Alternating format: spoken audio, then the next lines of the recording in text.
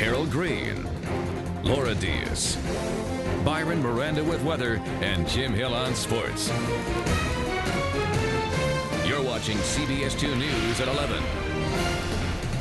Is your child's playground safe? Tonight's special assignment exposes dangerous playgrounds around Southern California, and there could be one in your neighborhood. CBS 2 investigative reporter David Goldstein has a story every parent must see. Dave?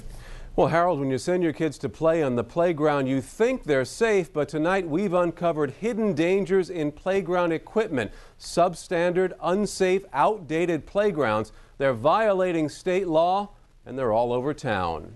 I'll show you where the horse is at. They slide down poles, zoom down slides, and swing on swings. These are the faces of children having fun on the playground. But these are the faces of children after suffering serious playground accidents. Black eyes, bloody nose, brain damage. They fell on unsafe, outdated equipment that didn't meet safety standards. The same type of equipment that our investigation found right here at some LA County parks. In fact, we've uncovered evidence that the LA County Parks Department has violated a 3-year-old state law because some of the playgrounds have never been inspected for safety and parents have never been informed. Nobody's denying that we have problems in our playgrounds. But do you think parents should know that this playground equipment could cause serious injury or death? Well, I'm sure that's what your purpose is. And that's just what we set out to do. I'm a CPSI, which is Certified Playground Safety Inspector. We went to the parks with our own safety inspector, JC Boush, and exposed dozens of safety hazards. Can someone die on this structure? Yeah, there's a number of areas here where a child could potentially die. From Altadena's Charles Farnsworth Park to the decades-old rusting rocket at Whittier Narrows Recreation Area.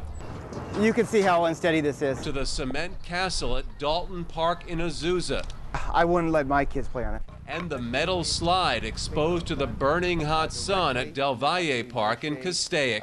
I can't even put my hand on here for a second without getting burned. They're all classified as level 1 hazards that can cause serious injury or even death. It happens to the youngest and most innocent victims. 7-year-old Gary Staples Jr. was one of them. That was one of the darkest days of my life, to see my son pass away right in front of my eyes.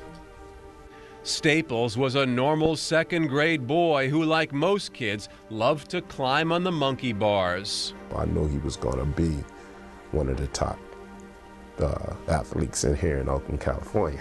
But the bars at Gary's playground were 9 feet tall, 3 feet higher than current standards. When he fell, Gary ended up with a concussion and died.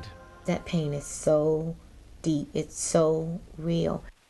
Because of tragic stories like Gary's and many others, more than 3 years ago, the California legislature enacted the toughest playground regulations in the nation, mandating that all playgrounds be inspected for safety.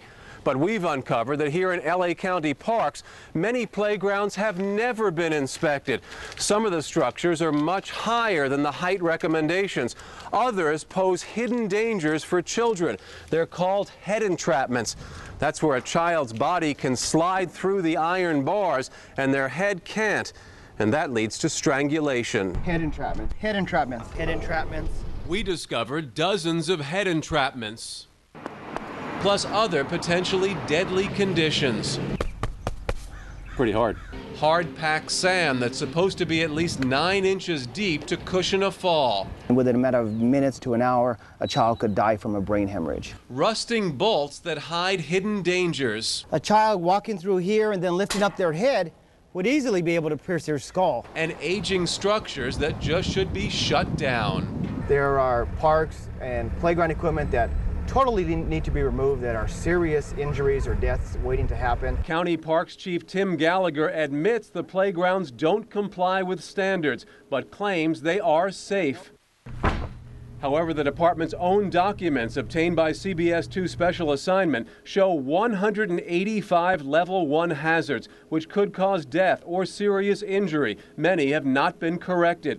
The playground safety law mandates that corrections be made only if state money is available, and it's not.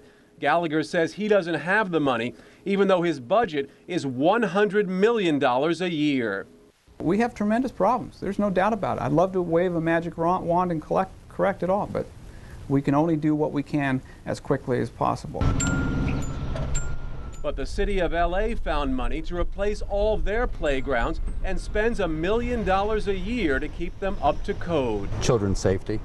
The department's view is the child comes first to keep them safe.